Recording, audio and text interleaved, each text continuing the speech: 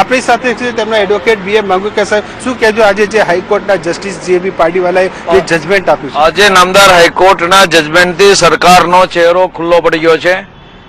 હાર્દિક સામે મોતના સજાને લાયક ગુનાની જે ખોટી ફરિયાદ કરવામાં આવી હતી તે નામદાર હાઈકોર્ટ આજે રદ કરી દીધી છે. જો કલમ રદ ન થઈ હોત તો કદાચ હાર્દિકને જામીન મળવા ખૂબ જ મુશ્કેલ પડ્યા હોત. હું માનું છું કે હાર્દિકને જામીન મળવાનો રસ્તો ખુલ્લો થઈ ગયો છે. 124 ક એવી કોઈ ગંભીર ફરિયાદ નથી કે જેમાં એને જામીન ન મળી શકે. 121 ક નો બીજા ભાગમાં પણ નામદાર હાઈકોર્ટે એવું કીધું છે કે કદાચ પ્રાથમિક રીતે તપાસ કરવાને લાયક ગુનો છે, પણ આ બંને કલમ એવી નથી કે જેને જામીન મળી ન શકે.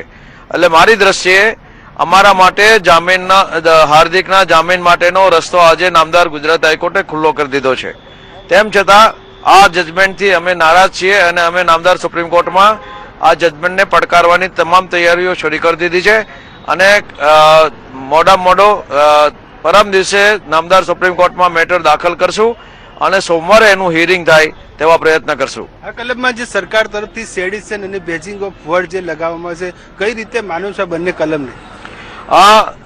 પેલા તો 121 ની વાત કરીએ તો કે દેશ સામે યુદ્ધ કરવાની વાત છે. નામદાર હાઈકોર્ટે એવું સ્પષ્ટ અવલોકન કર્યું છે કે તોફાનો અને દેશ સામેનું યુદ્ધ છે એ બંને વચ્ચેની એક સૂક્ષ્મ ભેદરેખા છે.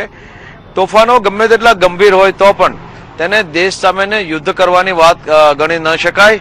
આ કેસમાં રાયોટિંગ થયા છે, પણ એ રાયોટિંગ છે એ અનામત આંદોલનને લગતા હોય, એ દેશ સામેના યુદ્ધની વાત ગણી શકાય નહીં. એટલે દેશ સામેના યુદ્ધનો દેશદ્રોહનો ગુનો હાર્દિક સામે બનતો નથી. હાર્દિકના અન્ય સાથીદારો પણ સામે પણ આ ગુનો બનતો નથી. આ 5 જણાની પિટિશન હતી. હાર્દિક, કેતન,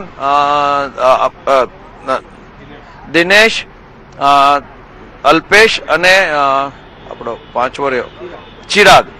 આ 5ની સામેના ગુનાઓ રદ કરી દીધા છે. અલ્પેશને નામદાર હાઈકોર્ટે ધરપકડ કરવા સામેનો મનાઈહુકમ આપ્યો હતો.